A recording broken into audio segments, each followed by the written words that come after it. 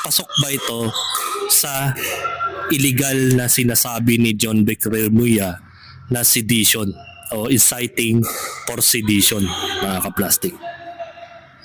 Man daw siya sa kinauukulan. Ulul, pinagkakalang nilang pinakawalan kasi dagdag palamunin ka sa kulungan. Ang inang bait pa nga nila eh. Kung ako yung pulis, armalite yung bigit-biting ko sa gitna ng kaguluhan.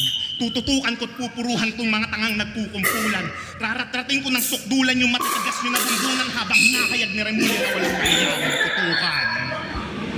Tangina kong ganun. Baka dito kasi nag-trigger si Remulla. Diba yan yung that was September 2025 na kung saan ay di umano ang mga rallyista doon sa Recto.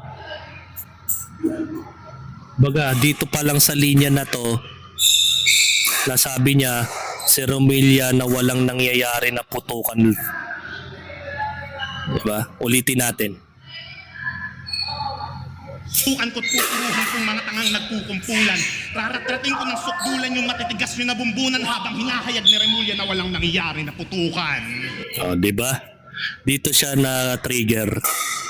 Hindi dahil dun sa Malacanang, mga kaplastik. Tandaan nyo yan. Kasi siya yung mismong nagdeklara na walang nangyaring putukan. Nagsinungaling siya sa harap ng media.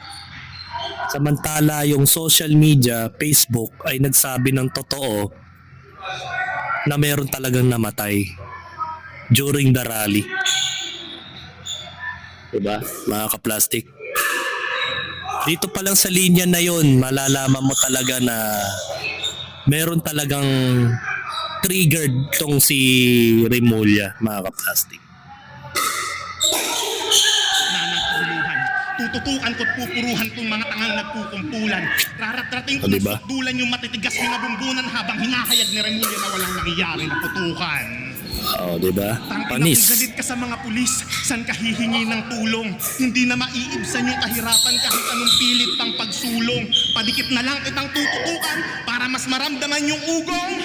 Pero dito na hindi na kita kailangan barilin kasi mamamatay ka naman na sa gutom. Ang sarap lang ito. Diba ang lalim ng mga salita na yon? Sabi doon, parang ang reference dito is hindi na nila kailangan ng mga otoridad na patayin o kitilin ng mga buhay ng mga nagre-rebelde. Sapat na nagutumin kayo ng gobyerno,